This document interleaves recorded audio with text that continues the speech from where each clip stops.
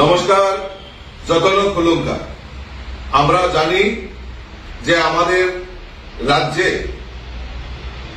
ত্রিপুরার বিধানসভায়, পবিত্র বিধানসভায় আমাদের রাজ্যের মাননীয় অর্থমন্ত্রী শ্রী প্রণজিৎ সিংহ রায় দ্বারা 2025-26 অর্থ বছরে বাজেট পেশ করা হয়েছে।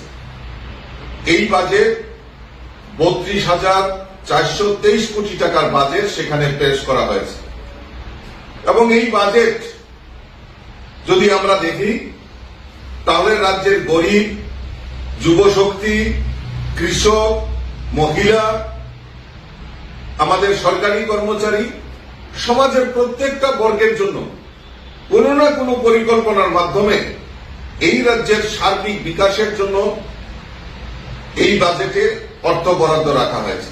তার জন্য ভারতীয় জনতা পার্টি ত্রিপুরা প্রদেশ কমিটির পক্ষ থেকে আমি রাজ্যের মাননীয় মুখ্যমন্ত্রী এবং মন্ত্রী পরিষদের সকল সদস্যকে আন্তরিকভাবে অভিনন্দন এবং শুভেচ্ছা জানাচ্ছি। আমরা যদি দেখি এই বাজেটে প্রায় 13টি নতুন প্রকল্প সেখানে রাখা হয়েছে এবং যার ফলে আমাদের এই রাজ্যের বিভিন্ন সেক্টরে, বিভিন্ন যে আমাদের রাজ্যের বিকাশের কথা আমরা বলছি, সেখানে জনজাতি হোক, গরিব হোক, মহিলা হোক, যুবক হোক, সরকারি কর্মচারী হোক, প্রত্যেকের জন্য বাজেটে সেখানে প্রভিশন রাখা হয়েছে। এই প্রকল্পের মধ্যে যেটা হলো মুখ্যমন্ত্রী কন্যা বিবাহ যোজনা। এই যোজনা যারা অন্তোদয় পরিবার রয়েছেন, যারা এই বিবাহের জন্য যারা গরিব রয়েছেন, অন্তোদয় পরিবার, তাদের মেয়েদের কন্যাদানের জন্য অনেক সময় আর্থিক অনটনে তারা ভোগেন। তাই আমাদের রাজ্য সরকার সিদ্ধান্ত নিয়েছে যে মুখ্যমন্ত্রী কন্যা বিবাহ যোজনা যারা অন্তোদয় পরিবার রয়েছেন তাদের কন্যার বিবাহের জন্য 50,000 টাকা আর্থিক সহায়তা করা হবে এবং তার জন্য আমাদের এই বাজেটে 10 কোটি টাকা বরাদ্দ রাখা হয়েছে।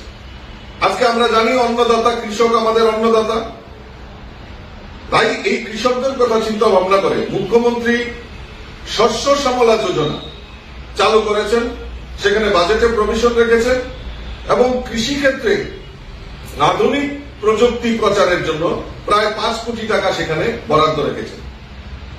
আরো একটা জিনিস এই বাজেটে আমরা দেখতে পেরেছি যে মানসিকভাবে অক্ষম ব্যক্তি যারা রয়েছেন তাদের পেনশন প্রকল্প চালু করেছেন, যার ফলে আমাদের এই রাজ্যে যারা মানসিকভাবে অক্ষম রয়েছেন ব্যক্তিরা তাদের প্রতি মাসে 5,000 টাকা সেখানে আর্থিক সহায়তা করার সেখানে প্রভিশন রেখেছে রাজ্য সরকার। তার জন্য এই বাজেটে প্রায় 40 কোটি টাকা সেখানে নির্ধারণ করা হয়েছে। আমরা জানি আমাদের রাজ্যের সরকার ভারতীয় জনতা পার্টি সরকার, আমরা বিশ্বাস করি যে এই ত্রিপুরা রাজ্যের সার্বিক উন্নয়নের জন্য জনজাতিদের বিকাশ দরকার। আমরা বিশ্বাস করি জনজাতিদের বিকাশের মাধ্যমে এই ত্রিপুরা রাজ্যের উন্নয়ন সম্ভব। তাই এই অর্থ বছরের যে বাজেট পেশ করা হয়েছে সেখানে ত্রিপুরা আদিবাসী স্বশাসিত জেলা পরিষদ, যেটা TTADC আমরা বলি, সেখানে 860 কোটি টাকা বরাদ্দ রাখা হয়েছে এবং আদিবাসী উপপরিকল্পনা এর জন্য প্রায় 7,148 কোটি টাকা সেখানে বরাদ্দ রাখা হয়েছে। আমরা জানি পরিকাঠামো উন্নয়ন, আমাদের আগরতলা এখন ব্যস্ততম শহর, আর আমাদের মা ত্রিপুরেশ্বরীর মন্দির উদয়পুর, সেটাও আমাদের পুণ্যার্থী এবং বাইরে থেকে প্রচুর পর্যটক সেখানে আসেন। তাদের কথা চিন্তা ভাবনা করে আগরতলায় এবং উদয়পুরে সেখানে নতুন ফ্লাইওভার নির্মাণের ব্যবস্থা আমাদের রাজ্য সরকার সিদ্ধান্ত নিয়েছে, সেখানে বাজেটে সেটা প্রভিশন রাখা হয়েছে। আমরা জানি আমাদের রাজ্যের ছাত্রছাত্রী হোক বা আমাদের যারা বিভিন্ন প্রতিযোগিতামূলক পরীক্ষা দেওয়ার জন্য বাইরে যেতে হয়, আমাদের রাজ্যে পরিকাঠামোর অভাব রয়েছে। তার জন্য আমাদের রাজ্য সরকার হাপানিয়া ইন্টারন্যাশনাল যে মেলা প্রাঙ্গণ রয়েছে সেখানে কম্পিউটার ভিত্তিক প্রশিক্ষণ পরীক্ষা কেন্দ্র স্থাপন করা সেখানে বাজেটে প্রভিশন রয়েছে, যার জন্য প্রায় 15 কোটি টাকা বরাদ্দ এই বাজেটে রাখা হয়েছে। এর ফলে আমাদের রাজ্যে ছাত্রছাত্রী যেমন হবে, সেখানে বেকার যুবক যুবতীরাও যেখানে প্রতিযোগিতামূলক যে পরীক্ষা দিতে হয়, বাইরে ছুটে যেতে হবে না, সেখানেই তার ব্যবস্থা করা হচ্ছে। এটা আমাদের কাছে একটা বড় প্রাপ্তি হয়েছে। আমরা জানি এই রাজ্যে একটা বৃহৎ অংশ সরকারি কর্মচারী রয়েছেন। এই সরকারি কর্মচারীদের 3% দিয়ে মহার্ঘ ভাতা দিয়ে আমাদের রাজ্য সরকার একটা নজির সৃষ্টি করেছেন।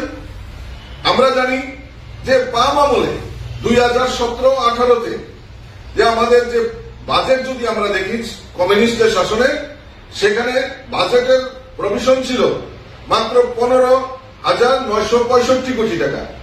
আর আজকে 2025-26 অর্থ বছরে সেখানে 32,423 কোটি টাকা বাজেটে প্রভিশন রেখে যে বিকশিত ত্রিপুরা আমরা বলছি, তার প্রমাণ আমাদের রাজ্যের মাননীয় মুখ্যমন্ত্রী রেখেছেন। আমি আবারও আপনাদের মাধ্যমে এবং সমস্ত রাজ্যবাসীর পক্ষ থেকে রাজ্যের মাননীয় মুখ্যমন্ত্রী এবং মন্ত্রী পরিষদের সকল সদস্যদের আমি অনেক অনেক শুভেচ্ছা, অনেক অনেক অভিনন্দন জানাচ্ছি। এবং আমি বিশ্বাস করি এই বাজেটের ফলে আমাদের এই রাজ্যে আমাদের বিভিন্ন সেক্টরে যারা আমাদের গরিব, মহিলা, যুবক যুবতী, আমাদের ছাত্রছাত্রী, কৃষক, সরকারি কর্মচারী, প্রত্যেকের জন্য না কিছু কিছু পরিকল্পনা এবং পরিকাঠামো